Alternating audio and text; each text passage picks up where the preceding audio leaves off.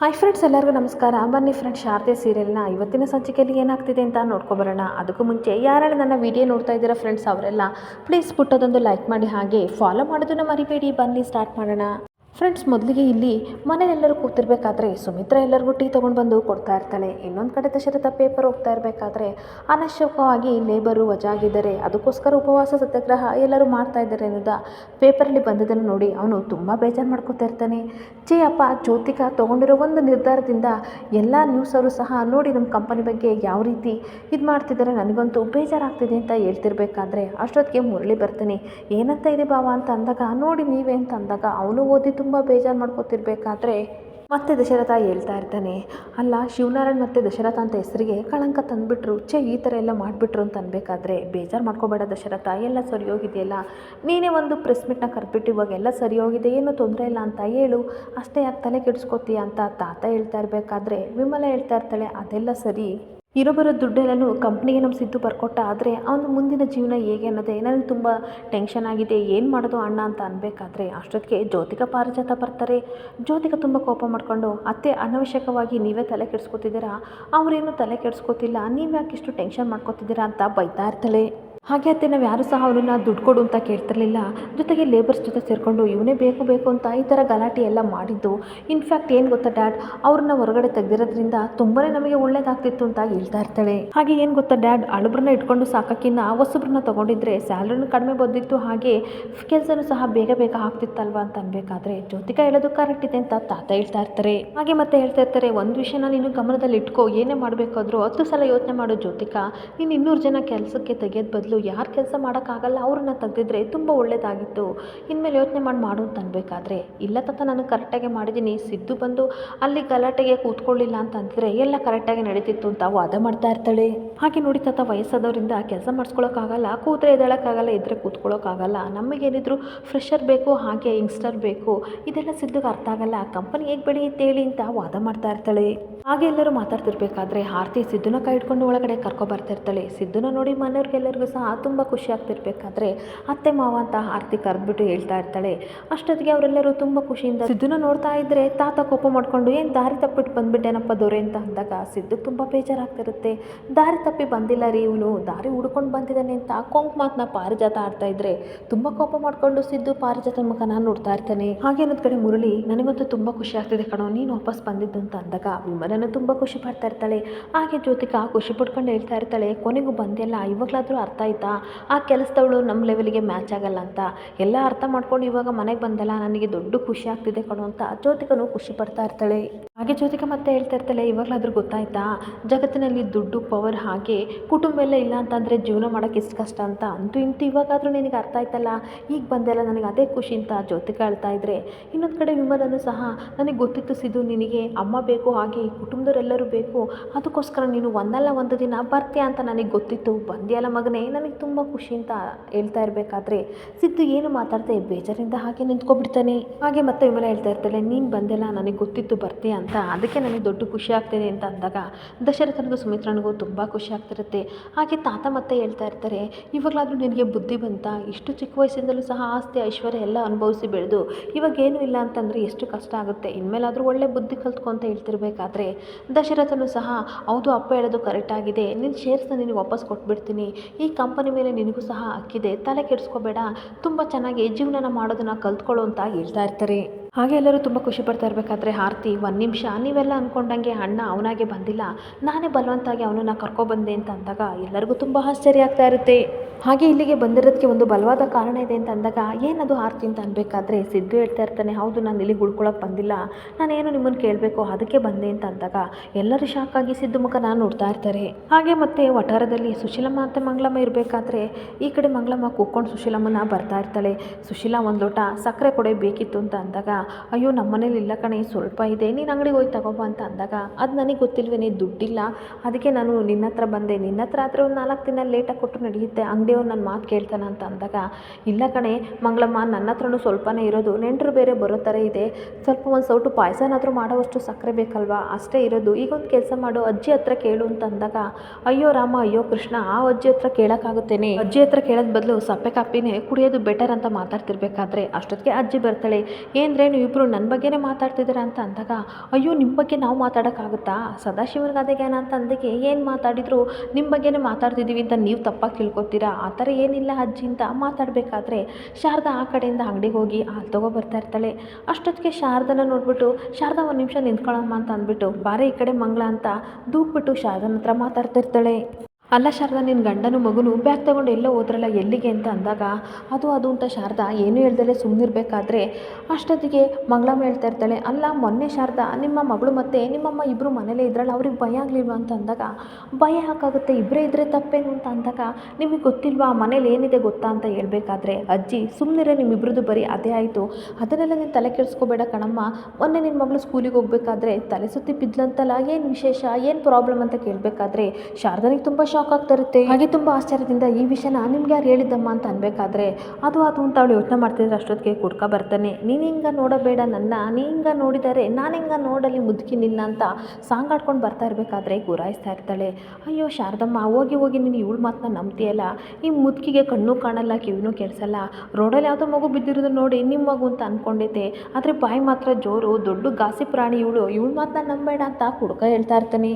ಹಾಗೆ ಅಜ್ಜಿ ತುಂಬ ಕೋಪ ಮಾಡಿಕೊಂಡು, ಕುಡುಕ್ ನನ್ನ ಮಗನೇ, ನೀನು ಕುಡುಗ್ಯಾಂದಲ್ಲಿ ಯಾರ್ಯಾರೋ ಮನ್ಕೋತೀಯಲ್ಲ ಹಂಗೆ ಅಂತ ನಾನು ಅಂದ್ಕೊಂಡಿದ್ದೀಯಾ, ಬಾಯಿ ಮುಚ್ಕೊಂಡು ನಿಂತ್ಕೊಂಡ್ರೆ ಸರಿ, ಇಲ್ಲಾಂದರೆ ಏನು ಮಾಡ್ತೀನೋ ಗೊತ್ತಿಲ್ಲ, ನನಗೆ ಕಣ್ಣು ಕಿವಿ ಮೂಗು ಬಾಯಿ ಎಲ್ಲ ಸರಿಯಾಗಿದೆ ಅಂತ ಬೈತಾ ಇರ್ತಾಳೆ. ಕುಡ್ಕ ಹೇಳ್ತಾ ಇರ್ತಾನೆ, ಮುದ್ಕೆ ಅಂತೀನಿ, ನೀನು ಓಲ್ಡ್ ಮುದ್ಕಿ ಮಂಕಿ ಮುದ್ಕಿ ಅಂತ ಅಂತೀನಿ, ಏನೀಗ ಅಂತ ಅಂದಾಗ, ಓಡಿಸ್ಕೊಬಂದು ಹೊಡಿತೀನಿ ಅಂತ ಅಜ್ಜಿ ಹೇಳ್ತಾ ಇರ್ತಾಳೆ. ಅಯ್ಯೋ ಮುದ್ಕಿ, ನೀನು ನೋಡೋಕ್ಕೋಗಿ ಕಾಲ್ಗಿಲ್ ಮುರ್ಕೊಂಡು ನೆಗೆದು ಬಿದ್ದರೆ ಏನು ಮಾಡೋದು ಅಂತ ಅಂದಾಗ, ಆಳಾದವನು ನಾನು ಸಾಯೋದನ್ನೇ ಕಾಯ್ತಾ ಇರ್ತಾನೆ, ಇವನು ಬಾಯಿ ಮಣ್ಣಾಕ ಅಂತ ಬೈತಾ ಇರ್ತಾಳೆ.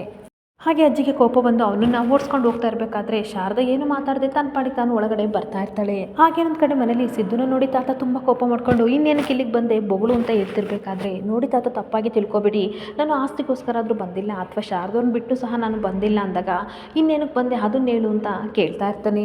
ಹಾಗೆ ತುಂಬ ತಾತ ಕೋಪ ಮಾಡ್ಕೊಂಡು, ಅವಳ ಜೊತೆ ಇರೋದಾದರೆ ಈ ಮನೇಲಿ ಇರಂಗಿಲ್ಲ ಅಂತ ಅವತ್ತೇ ನಾನು ಹೇಳಿದ್ನಂತಾನೆ, ಈಗ ಏನಕ್ಕೆ ಬಂದಿದ್ಯಾ, ಓಹೋ ದಯವಿಟ್ಟು ನನ್ನನ್ನು ಅವಳ ಜೊತೆ ಸೇರಿಸ್ಕೊಳ್ಳಿ ಅಂತ ಕಾಲಿಡ್ಕೊಡೋಕೆ ಬಂದಿದ್ಯಾ ಅಂತ ಬೈತಾ ಇರ್ತಾರೆ. ಆಗ ಆರ್ತಿ ಹೇಳ್ತಿರ್ತಾಳೆ, ತಾತ ಪ್ಲೀಸ್ ಅಣ್ಣನ ಬೈಬೇಡಿ, ನಾವು ಬಂದಿರೋ ಉದ್ದೇಶ ಅದಕ್ಕಲ್ಲ, ದೀಪಿಗೆ ತುಂಬ ಹುಷಾರಿಲ್ಲ, ಅಡ್ಮಿಟ್ ಮಾಡಿದ್ವಿ, ಅವಳಿಗೆ ಹಾರ್ಟ್ ಡಿಸೀಸ್ ಇದೆ, 45 ಲಕ್ಷ ದುಡ್ಡು ಬೇಕು, ಹಾಗೆ ಅವಳಿಗೆ ಇವಾಗ ಇಮಿಡಿಯೇಟ್ಲಿ ಹಾರ್ಟ್ ಸರ್ಜರಿ ಮಾಡಿಸ್ಬೇಕು, ಅದಕ್ಕೆ ಅಣ್ಣ ಬಂದಿದ್ದಾನೆ ಅಂತ ಅಂದಾಗ ಮನೆಯವ್ರಿಗೆಲ್ಲರಿಗೂ ಸಹ ಸಿಕ್ಕಾಬಟ್ಟೆ ಶಾಕ್ ಆಗ್ತಾ ಇರುತ್ತೆ. ಹಾಗೆ ತುಂಬ ಶಾಕ್ ಆಗಿ ಈ ಕಡೆ ಸುಮಿತ್ರಾ ಮತ್ತು ವಿಮಲಾ ಮುರಳಿ ಎಲ್ಲರೂ ಸಿದ್ದುನ ನೋಡ್ತಾ ಇರಬೇಕಾದ್ರೆ ಮತ್ತೆ ಈ ಕಡೆ ಆರ್ತಿ ಹೇಳ್ತಾ ಇರ್ತಾಳೆ, 45 ಲಕ್ಷ ದುಡ್ಡು ಕೊಟ್ಟು ಆಪರೇಷನ್ ಮಾಡಿಸಲಿಲ್ಲ ಅಂತಂದರೆ ದೀಪು ಖಂಡಿತ ಬದುಕಲ್ವಂತೆ ಅತ್ತೆ ಅಂತ ಅಂದಾಗ ಎಲ್ಲರಿಗೂ ತುಂಬ ಶಾಕ್ ಆಗ್ತಾ ಇರುತ್ತೆ. ಅಯ್ಯೋ ಭಗವಂತ, ಆ ಪುಟ್ಟು ಹುಡುಗಿಗೆ ಇಂಥ ಕಾಯಿಲೆನ ಅಂತ ಸುಮಿತ್ರಾ ಶಾಕ್ ಆಗಿರ್ತಿರ್ಬೇಕಾದ್ರೆ ವಿಮಲ ನಿಜ ಹೇಳ್ತಿದ್ಯಾ ಅಂದಾಗ ಹೌದಮ್ಮ ಅಂತ ಹೇಳ್ತಾ ಇರ್ತಾನೆ.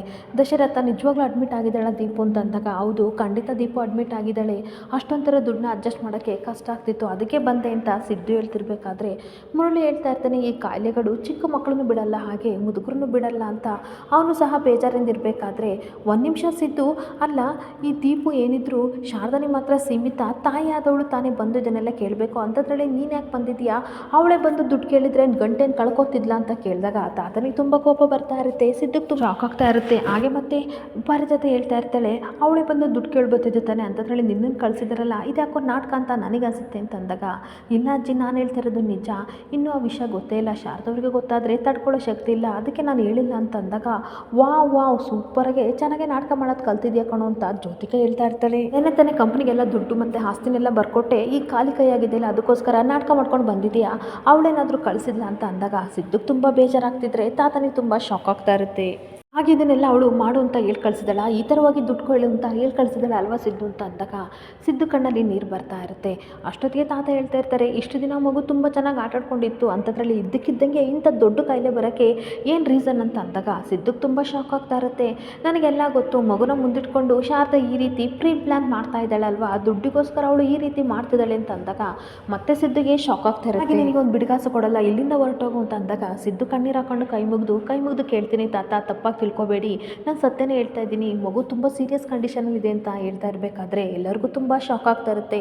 ಹಾಗೆ ವಿಮಲ ಕಣ್ಣೀರು ಹಾಕ್ಕೊಂಡು, ಅಪ್ಪ ಪ್ಲೀಸ್ ಒಂದು ಮಗು ವಿಷಯ, ಪ್ರಾಣದ ವಿಷಯ ಅಪ್ಪ, ಸಾಲದ ರೂಪದಲ್ಲಿ ಕೇಳ್ತಾ ಇದ್ದೇನೆ, ದಯವಿಟ್ಟು ಸಾಲ ಅಂತ ಕೊಟ್ಬಿಡಿ ಅಂತ ತುಂಬ ರಿಕ್ವೆಸ್ಟ್ ಮಾಡ್ಕೊತಿರ್ತಾಳೆ. ಹಾಗೆ ದಶರಥನು ಸಹ, ಅಪ್ಪ ಪ್ಲೀಸ್ ದುಡ್ಡು ಕೊಟ್ಬಿಡೋಣಪ್ಪ, ಸಾಲದ ರೂಪದಲ್ಲಿ ಕೊಡಿ, ಶಾರದಾ ತಪ್ಪು ಮಾಡಿದಾಳೆ, ಆದರೆ ದುಡ್ಡಿಗೆ ವ್ಯಾಮೋಹ ಖಂಡಿತ ಇಲ್ಲ, ಹಾಗೆ ನಮ್ಮ ಸಿದ್ಧನು ಸಹ ಸುಳ್ಳು ಹೇಳಲ್ಲ, ಇದು ಒಂದು ಮಗುವಿನ ಭವಿಷ್ಯ ಅಪ್ಪ, ಪ್ಲೀಸ್ ಕೊಟ್ಬಿಡಪ್ಪ, ಬೇಕಂತಂದರೆ ಹಾಸ್ಪಿಟಲ್ಗೆ ಹೋಗಿ ನಾವೇ ಬಿಲ್ ಪೇ ಮಾಡೋಣ ಅಂತ ಅನ್ಬೇಕಾದ್ರೆ, ಮಾವ ಪ್ಲೀಸ್ ಕೊಟ್ಬಿಡಿ ಮಾವ, ಮಗುನ ಪ್ರಶ್ನೆ, ಮಗುವಿನ ಭವಿಷ್ಯದ ಪ್ರಶ್ನೆ, ಪ್ರಾಣದ ಜೊತೆ ಆಟ ಆಡೋದು ಬೇಡ ಅಂತ ಮುರಳಿನ ತುಂಬ ರಿಕ್ವೆಸ್ಟ್ ಮಾಡ್ತಿರ್ಬೇಕಾದ್ರೆ ಈ ಕಡೆ ಜ್ಯೋತಿಕಾ ತುಂಬ ಕೋಪ ಮಾಡ್ಕೊಂಡು, ಡ್ಯಾಡ್ ಒಂದು ನಿಮಿಷ ಸುಮ್ಮನೆ ಇರ್ತೀರಾ, ಯಾರಾದರೂ ಕಷ್ಟ ಅಂತಂದರೆ ನೀವು ಬರೀ ಸಹಾಯನೇ ಮಾಡೋಕೆ ಹೋಗ್ತಿರಲ್ಲ, ಇವನಂತೂ ದಾನ ಶೂನ್ಯ ಥರ ಎಲ್ಲನೂ ನೆನ್ನೆ ಹಂಚ್ಬಿಟ್ಟು ಹೋದ, ಇವಾಗ ಮತ್ತೆ ನಮ್ಮ ಹತ್ರ ಬಂದು ಬೇಡ್ತಾ ಇದ್ದೇನೆ, ಇದರಲ್ಲಿ ಶಾರದಾ ಮತ್ತೆ ಅನುಸೂಯಂದು ಏನೋ ಕುತಂತ್ರ ಇದೆ ಅಂತ ನನಗೆ ಅನಿಸ್ತಿದೆ ಅಂತ ಅಂದಾಗ ಸಿದ್ದುಗೆ ತುಂಬ ಕೋಪ ಬರ್ತಾ ಇರುತ್ತೆ. ಹಾಗೆ ತಾತನು ಸಹ ಇವನ ಮೇಲೆ ನನಗೆ ನಂಬಿಕೆ ಬರ್ತಿಲ್ಲ, ಇವನೇ ಏನೋ ಡ್ರಾಮಾ ಮಾಡ್ತಾ ಇದ್ದೇನೆ, ಇಷ್ಟು ಚೆನ್ನಾಗಿ ಆಟ ಆಡ್ಕೊಂಡಿರೋ ಮಗುಗೆ ಸಡನ್ನಾಗಿ ಹೆಂಗೆ ಕಾಯಿಲೆ ಬರೋಕ್ಕೆ ಕಾರಣ ಅಂತ ಅಂದಾಗ ಸಿದ್ದು ಏನು ಮಾತಾಡದೆ ಕಣ್ಣೀರು ಹಾಕ್ತಿರ್ಬೇಕಾದ್ರೆ, ಹೌದು ತಾತ ಕರೆಕ್ಟ್, ಇವನೇ ದೊಡ್ಡ ಡ್ರಾಮಾ ಮಾಡ್ತಾ ಇದ್ದೇನೆ, ಅಂಥ ದುಡ್ಡಿನ ಅವಶ್ಯಕತೆ ಇದ್ದರೆ ತಾಯಿ ಆದವಳು ತಾನೇ ಬಂದು ಕೇಳಬೇಕಾಗಿದ್ದು, ಅವಳೇ ಬಂದು ಬೇಡ್ಕೋಬೇಕಿತ್ತು, ಅವಾಗ ನಾವು ಕೊಡ್ತೀವೋ ಬಿಡ್ತೀವೋ ಯೋಚನೆ ಮಾಡ್ತಿದ್ದು ಅಂತ ಜ್ಯೋತಿಕಾ ಹೇಳ್ತಾ ಇರ್ತಾಳೆ. ಆಗ ಸಿದ್ದು ತುಂಬ ಕೋಪ ಮಾಡ್ಕೊಂಡು, ಜ್ಯೋತಿಕಾ ಏನು ಮಾತಾಡ್ತಿದ್ಯಾ ಅಂತ ಅಂದಾಗ, ಸುಮ್ಮನೆ ಸಿದ್ದು, ನಮ್ಮ ಗೋಲ್ಡಿ ಮಾತಾಡ್ತಿರೋದು ಕರೆಕ್ಟ್ ಆಗಿದೆ ಅಂತ ಪಾರಿಜಾತ ಹೇಳ್ತಾ ಇರ್ತಾಳೆ. ನಿನ್ನೆ ತಾನೇ ಲೇಬರ್ಸ್ಗೆಲ್ಲ ದುಡ್ಡು ಕೊಟ್ಬಿಟ್ಟು ನಮ್ಮ ವಿರುದ್ಧ ನಿನ್ನನ್ನು ಬಿಟ್ಟುಬಿಟ್ಟು ಇವಾಗ ದುಡ್ಡು ಬೇಕು ಅಂತ ಕಳಿಸಿದಳಲ್ವಾ, ಬೇಕಾದರೆ ಅವಳೇ ಬರಲಿ ಅಂತ ಅಂದಾಗ, ನೀವೆಲ್ಲ ಮನುಷ್ಯರ, ಏನು ಮಾತಾಡ್ತಿದ್ದೀರಾ, ನೀವೆಲ್ಲ ಮನುಷ್ಯರ ಅಂತ ಕೇಳ್ತಿರ್ಬೇಕಾದ್ರೆ ನೋಡಿಸಿದ್ದು ಜ್ಯೋತಿಕಾ ಹೇಳೋದು ಕರೆಕ್ಟಾಗಿದೆ, ಆ ಶಾರದಾ ಬಂದು ನನ್ನ ಕಾಲಿಗೆ ಬಿದ್ದು ಬೇಡ್ಕೋಬೇಕು, ಅವಳು ಕಣ್ಣೀರು ಹಾಕಬೇಕು, ಆಮೇಲೆ ನಾನು ದುಡ್ಡು ಕೊಡಬೇಕೋ ಬೇಡೋ ಅಂತ ಯೋಚನೆ ಮಾಡ್ತೀನಿ, ಅಲ್ಲಿವರೆಗೂ ಒಂದು ಬಿಡು ಕಾಸು ನಿನಗೆ ಕೊಡಲ್ಲ ಅಂತ ಅಂದಾಗ ಸಿದ್ದುಗೆ ತುಂಬ ಕೋಪ ಬರ್ತಾ ಇರುತ್ತೆ. ಆಗ ಸಿದ್ದನು ಸಹ ಕೋಪ ಮಾಡ್ಕೊಂಡು ಕಣ್ಣೀರು ಹಾಕ್ಕೊಂಡು, ಅದು ಮಾತ್ರ ಸಾಧ್ಯ ಇಲ್ಲ ತಾತ, ಕಷ್ಟಕ್ಕಾಗದಿರೋ ದುಡ್ಡಾಗಲಿ ಸಂಬಂಧ ಆಗಲಿ ನನಗೆ ಯಾವುದು ಬೇಡ ಅಂತ ಅಂದಾಗ ಮನೆಯವರು ಎಲ್ಲರೂ ತುಂಬ ಶಾಕ್ ಆಗಿ ಸಿದ್ದು ಮುಖನ ನೋಡ್ತಾ ಇರ್ತಾರೆ. ನೋಡಿ ತಾತ, ಶಾರದವ್ರ ಸ್ವಾಭಿಮಾನ ಅಡವಿಟ್ಟು ದುಡ್ಡು ತಗೊಳ್ಳೋ ಅವಶ್ಯಕತೆ ನನಗಿಲ್ಲ, ಬೇರೆ ಏನಾದರೂ ದಾರಿ ನೋಡ್ಕೋತೀನಿ ಅಂತ ಕೋಪ ಮಾಡ್ಕೊಂಡು ಹೋಗ್ತಿರ್ಬೇಕಾದ್ರೆ ಆರ್ತಿ ಕೈ ಹಿಡ್ಕೊಂಡು, ಅಣ್ಣ ಪ್ಲೀಸ್ ಒಂದು ನಿಮಿಷ ಇರು ಅಂತ ಅಂದ್ಬಿಟ್ಟು, ತಾತ ಪ್ಲೀಸ್ ಸಾಲವಾಗಿ ದುಡ್ಡು ಕೊಡಿ, ಅಣ್ಣ ಹೇಳ್ತಾ ಇರೋದು ನಿಜ ಅಂತ ಅನ್ಬೇಕಾದ್ರೆ, ಬೇಡ ಆರ್ತಿ, ಅವ್ರ ಹತ್ರ ನೀನು ಕೇಳಬೇಡ, ಇವ್ರನ್ನ ದೇವರು ಅಂತ ಅಂದ್ಕೊಂಡಿದ್ದೆ, ಆದರೆ ಇವತ್ತು ಇವರೇ ಮಾನ ಮರ್ಯಾದೆ ಎಲ್ಲನೂ ಇವರೇ ಕಳ್ಕೊಬಿಟ್ರು, ನಂಬಿಕೆನೂ ಕಳ್ಕೊಬಿಟ್ರು ಅಂತ ಅಂದಾಗ ತಾತನೇ ತುಂಬ ಶಾಕ್ ಆಗ್ತಾ ಇರುತ್ತೆ. ಮನುಷ್ಯತ್ವನೇ ಇಲ್ಲದೆ ಈ ಮನುಷ್ಯರ ಜೊತೆ ಮಾತಾಡಿದ್ರೆ ಎಷ್ಟು, ಒಂದು ಕ್ಷಣನೂ ನಾನು ಇರಲ್ಲ ಅಂತ ಸಿದ್ದು ಅಲ್ಲಿಂದ ಹೋಗ್ತಾ ಇದ್ರೆ ಎಲ್ಲರೂ ಕಣ್ಣೀರು ಹಾಕೊಂಡು ನಿಂತ್ಕೊಬಿಡ್ತಾರೆ. ಹಾಗೆ ಸಿದ್ದು ಹೋದ ತಕ್ಷಣ ಈ ಕಡೆ ಸುಮಿತ್ರ ತುಂಬ ಕೋಪ ಮಾಡ್ಕೊಂಡು ಜ್ಯೋತಿಕಾ ಮೇಲೆ ರೇಗಾಡ್ತಾ ಇರ್ತಾಳೆ. ಏನಾಗಿದೆ ಜ್ಯೋತಿಕಾ, ಆ ಮಗು ಮೇಲೆ ಅಷ್ಟು ದ್ವೇಷ ಮಾಡ್ತೀಯಲ್ಲ, ಆ ಮಗುಗೆ ನಿಜವಾಗ್ಲೂ ಹುಷಾರಿಲ್ಲ ಅಂತಂದರೆ ಏನು ಮಾಡೋದು ಅಂತ ಅಂದಾಗ, ಮಮ್ಮ ಪ್ಲೀಸ್ ನಿಜವಾಗ್ಲೂ ಆ ಮಗು ಹುಷಾರಿಲ್ಲ ಅಂತಂದರೆ ತಾಯಿಯಾದವಳಿಗೆ ಗೊತ್ತಿರಲ್ವಾ ಅಂತ ಕೇಳ್ತಾ ಇರ್ತಾಳೆ. ಆ ಸಿದ್ದು ಹೇಳ್ತಾನೆ, ಶಾರದಾನಿಗೆ ಈ ವಿಷಯ ಗೊತ್ತಿಲ್ಲ ಅಂತ ಹೇಳ್ತಾನಲ್ಲ, ತಾಯಿ ಆದವಳಿಗೆ ಮಗಳ ಬಗ್ಗೆ ಏನು ಗೊತ್ತಿರಲ್ವಾ, ಅವನು ಪಕ್ಕ ದುಡ್ಡು ಮಾಡೋಕ್ಕೋಸ್ಕರ ಈ ಥರ ಪ್ಲಾನ್ ಮಾಡ್ಕೊಂಡು ಬಂದಾನೆ, ನಿಮಗೆಲ್ಲ ಅರ್ಥ ಆಗ್ತಿಲ್ಲ ಅಂತ ಬೈತಾ ಇರ್ತಾಳೆ. ತಾತ, ಜ್ಯೋತಿಕಾ ಹೇಳೋದು ಕರೆಕ್ಟ್ ಆಗಿದೆ, ಸಿದ್ದು ದುಡ್ಡಿಗೋಸ್ಕರ ಈ ಕೀಳ್ಮಟ್ಟಕ್ಕೆ ಇಳ್ತಾನೆ ಅಂತ ನನಗೆ ಗೊತ್ತಿರಲಿಲ್ಲ ಅಂತ ಅಂದಾಗ ವಿಮಲನಿಗೆ ತುಂಬ ಕೋಪ ಬರ್ತಾ ಇರುತ್ತೆ.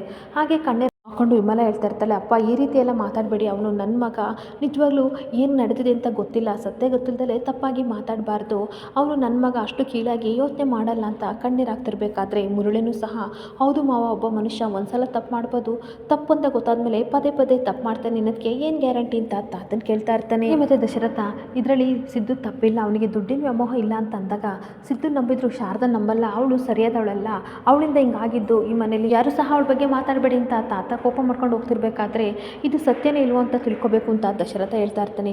ನೀವು ಚಿಂತೆ ಮಾಡಬೇಡಿ, ಶಾರದಾ ಮನೆಗೆ ಹೋಗಿ ನಾನು ವಿಚಾರಿಸ್ಕೊ ಬರ್ತೀನಿ, ಡೋಂಟ್ ವರಿ ಅಂತ ಜ್ಯೋತಿಕಾ ಹೋಗ್ತಾ ಇರ್ತಾಳೆ. ಇನ್ನೊಂದು ಕಡೆ ಹಾಸ್ಪಿಟ್ಲಲ್ಲಿ ದುಡ್ಡು ಅಡ್ಜಸ್ಟ್ ಮಾಡೋಕ್ಕಾಗಲಿಲ್ವಲ್ಲ ಅಂತ ಈ ಕಡೆ ಇದ್ದು ದೀಪನ ನೆನೆಸ್ಕೊಂಡು ಕಣ್ಣೀರು ಹಾಕೊಂಡು ನಿಂತ್ಕೊತಾನೆ. ಇಲ್ಲಿಗೆ ಸಂಚಿಕೆ ಎಂಡ್ ಆಗ್ತಿದೆ. Thank you.